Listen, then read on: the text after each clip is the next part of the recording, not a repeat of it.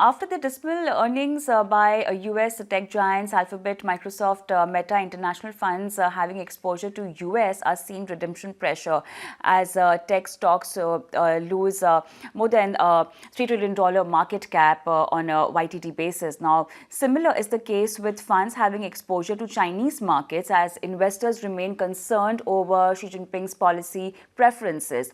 Now, to further explain what's the current picture and how have been the performance of these funds. We have my colleague Sharad Dubey joining us. So, Sharad, explain what's going on with the funds having international exposure. Well, yes, in focus, of course, is the Hang Seng Index and also the tech-heavy Nasdaq Index. They have fallen between 25 to 30% this year. And the impact, the international funds which are investing abroad from India. So the pressure is coming from funds having exposure to China and India. And most of them are ETF funds, but some of them are direct investment schemes as well.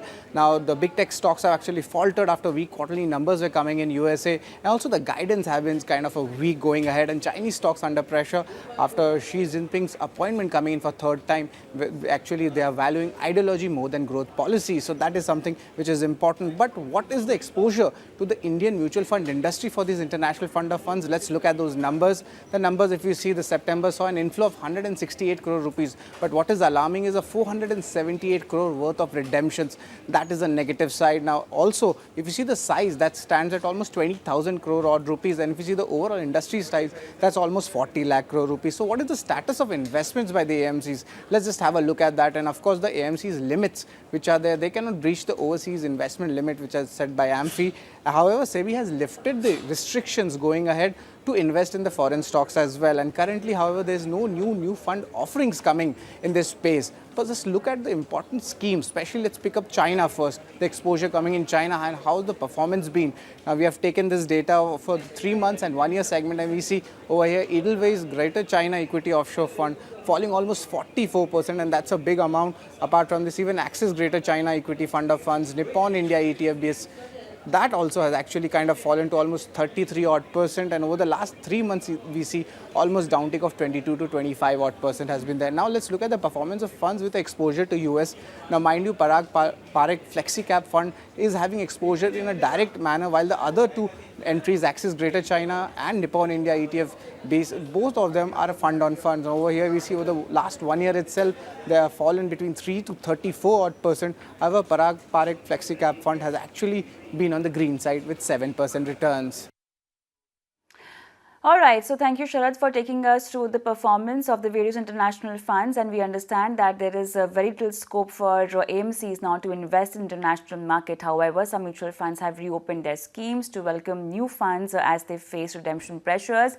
So should investors who have been staying away from such funds up till now invest in foreign funds? Should one who are invested in these funds already stay put or just book their profit or loss? So we have on board Arnav Pandya, founder of Moneyeduschool, to help us through that. Welcome to the show, Arnav. So first question, as we just heard our colleague Sharad talking about the underperformance and in fact losses being faced by the funds who have international exposure, what should be the current strategy and how concerning is this entire underperformance? See, one has to look at the entire situation in light of what is happening in world markets. So if you see in the US, the tech sector is taking a bigger hit in terms of a negative impact because of two main factors. One is that tech companies had a very good run during the pandemic. One, because that they became like the market favorites because a lot of business shifted to the tech side with everyone staying at home, the deliveries happening at home. So tech became a very crucial factor. The second thing is that now with the economy opening up and the US slowly slowing down in terms of its growth, these tech names are also feeling the impact of it. So, for example, if you look at what Amazon said yesterday, that the coming festival season is not likely to be as good as what it was in the last couple of years. And that is also because people in the US are facing a problem with their finances due to the high inflation. They do not have that much money to spend on discretionary items. And the second thing is that in the US, spending has moved from physical goods to services like restaurants, traveling, hotels. So that is also impacting these companies. And which is why you are finding that these companies are seeing a hit as far as their valuations are concerned. On the other side, you have the China situation where the Chinese authorities have cracked down on the tech companies because of their dominant position. And with President Xi Jinping getting another term or solidifying his position politically, it is likely that going ahead, the tough measures that the Chinese authorities have taken with the tech companies will continue. So the impact of this is very clear. If you look at all the funds which are there having an exposure to the US, a large part of that exposure is in tech stocks because these were the market favorites and these also were the big large cap companies driving the market. So obviously now when the tide has turned, the impact here is high. On the other hand, when you look at the Chinese exposure, it is mainly again through the Chinese index or it is through the Hang Seng, where a lot of these Chinese tech companies are listed. So again, the negative impact here is higher. So if we look at the situation, the investors who are already exposed to these two markets, they have to decide in terms of whether they want to continue and whether they want to add to their investments, because the potential in for future gains is what should drive their actions, not what has already happened. Exactly, and which is see, the reason over here is also we are looking at 3 months and 1 year performance. I mean, before this period, these funds have been really performing well and giving a lot of profits and gains to the investors. In 1 year, we've seen the underperformance or negative returns, and which have really gone beyond 30%, even 40% in a few funds cases.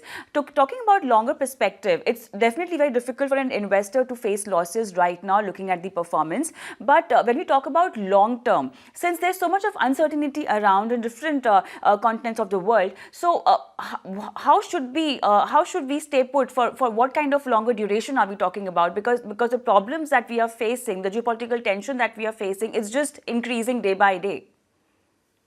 Yes, so whenever you are adding equity to your portfolio, and specifically even when it is international equity, your basics do not change, which means that your outlook should be for a period of 5 years and above. So, in that sense, what is happening in the immediate past or what has happened in the past few months should not actually influence the way you are making your investment decision. Now, we come to the fact that when you are having an exposure to a market like the US, for example, see, when we talk about technology, the way companies are growing, one thing is very certain. Whatever might be the challenges in the short term, over the longer term, the use of technology, the use of smart uh, abilities, automatic or artificial intelligence, all these things is only going to increase. So, tech as a sector, for example, has a good future. Only thing that one has to consider is that one should not be clouded by what has happened in the past few years, because the rise in these kind of tech stocks was dizzy, and you might not see the same kinds of growth going ahead. But it's not that just because prices have fallen or tech stocks are out of flavor that they have no future. According to me, if you look at it in terms of your portfolio exposure, if you are looking at an international exposure, you might want to have a broad based exposure. Like, for example, say you want to look at the US as one of dominant themes for investing, because the US is the biggest market and it has stability, it has a wide variety of stocks. So you have, even today, funds which give you a broader exposure to the markets. Even though direct investing is stopped for Indian mutual funds because they have hit their overall limit, there are ETFs or exchange traded funds which are still open, which give you an exposure to a broader US market. Like, for example, there is the Navi Total Returns Fund, which invests in the Vanguard fund, which has an exposure to 4,000 stocks in the US market. So, this is a broad based exposure which is there, which one can get. The other thing is that even when you look at something like technology and you are looking at a NASDAQ exposure, there are several uh, ETFs which are based on the NASDAQ 100, which are even today open for investment. So, if one is looking to build a portfolio over a longer term and you have taken a 7 to 8 year time frame or time view of the market, then obviously this kind of an opportunity to add technology at a lower price is a good option. So if you are doing a regular investment, you can regularly add to these kind of funds also and build your portfolio. Arnav, please explain us what's the difference between going through an ETF which invests in broad-based international funds and going through a fund that directly invests into international stocks? So the basic difference is in the manner of the holding uh, of the fund and how this is selected. So, for example, if you have a fund which directly goes and buys stocks, then it is the fund manager who becomes an important person, because you have to look at what is the fund manager's experience, what is his style of investing, because they select the stocks which are going to be added to the portfolio, and they also determine the kind of weightage that the stocks will get. So that is a kind of an active management. On the other hand, if you look at a broad based exposure, which is mainly through an ETF. So these broad-based exposures are virtually passive funds. And in the sense that most of these are passive exposures, because they give you an exposure to something like an S&P 500. Yeah. Has no decision making powers, because they just go in and invest into an index fund, so that the exposure comes automatically through that. So the key part here is the broad based exposure is usually through the passive mode, and that, if you believe that that is an easier route for you because it gives you less volatility and less risk, then that is also a good option to consider, specifically if you are a first time investor into the international market. Because see, when times are good, some sector might be doing well, it might be pushing up the returns on certain types of funds. But if you are not well versed with it, which is most likely because these are international investments, international stocks, which one is not likely to be following very closely, it is better to go in for a broad based exposure. What's the tax implication? I mean, investing this way could be simpler and preferred also by a lot of investors, but then what would be the tax liability?